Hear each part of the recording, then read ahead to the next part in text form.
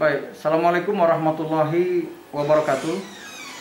Kami selaku Kapolsek Dungingi bersama anggota Babin Kamtipmas dan Babinsa serta Lurah di tingkat wilayah pada hari Minggu tanggal 26 April 2020 pada pukul 19. Jadi kami melaksanakan patroli itu sebelum dilaksanakannya sholat tarawih, tidak pada saat tarawih dilaksanakan. Karena ketika pada sholat tarawih dilaksanakan, nanti menjaga adanya pemikiran daripada warga membubarkan atau bahkan mengusir orang yang lagi ibadah. Sehingga saya sebagai Kapolsek mengambil langkah patroli itu pada saat sebelum dilakukan tarawih. Lebih awal? Lebih awal, iya. Kami lakukan lebih awal sehingga kami sudah menunggu di masjid. Sehingga pada saat itu datanglah orang per orang yang singgah, kemudian yang memang rutin datang. Nah, kemudian di saat itulah kami menyampaikan himbauan. Adapun himbauan yang kami sampaikan, yang pertama, mari kita mentaati aturan daripada pemerintah. Maklumat dari Bapak Kapolri, maklumat dari para ulama. Sehingga kami menjelaskan kenapa kita harus taat kepada pemerintah, karena pemerintah itu adalah ulil amri. Kami juga di samping sebagai Kapolsek, kami juga sebagai dai, sebagai ustadz yang setiap hari bahkan selalu menyampaikan tausiah-tausiah kepada umat. Bukan cuma di wilayah Dungingi, bahkan di sebagian besar di seluruh provinsi Gorontalo. Sehingga kami menyampaikan, ada yang mereka bertanya bagaimana sistem azan ketika pada saat corona ini.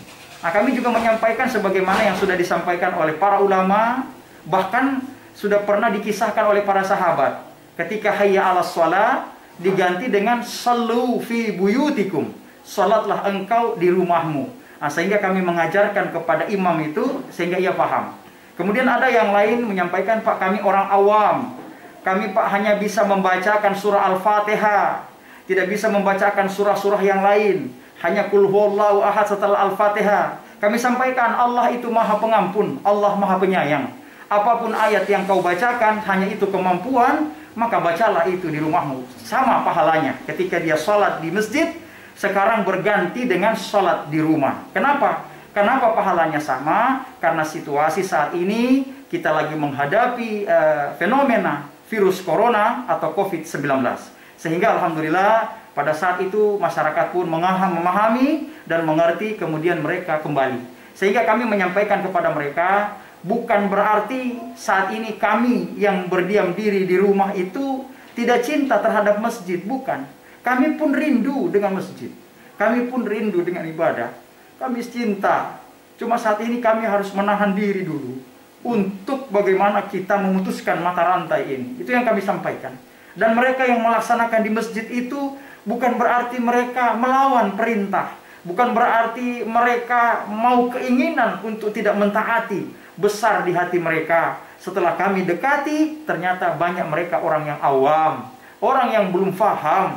Sehingga saya sampaikan, ketika ada yang bertanya kepada kami, kenapa masjid ditutup, kemudian pasar dibuka? Sehingga kami sampaikan, tidak ada yang melarang orang ibadah, tidak ada yang menutup, mengunci masjid, tidak ada.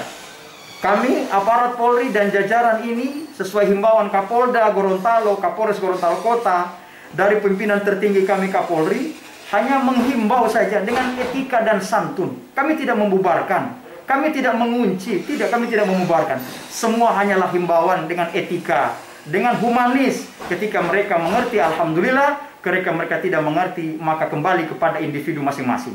Kemudian kami menjawab, kenapa masjid ditutup, masjid sekarang kita pindah untuk melaksanakan sunnah yang lain, sholat di rumah?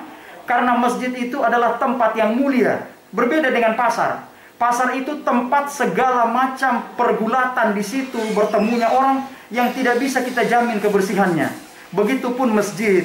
Masjid ini tempat yang suci. Kita sholat, kita kembali kepada Allah. Saat ini kita menjaga untuk tidak bertemu dengan dalam kapasitas yang banyak. Karena jangan sampai di masjid itu ada yang menular atau yang tertular dan menularkan.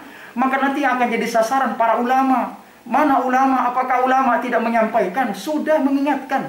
Ketika mereka umatnya terpapar, mana mereka yang memiliki ilmu pemahaman tentang itu? Apakah tidak memberikan dakwah nasihat kepada mereka yang awam?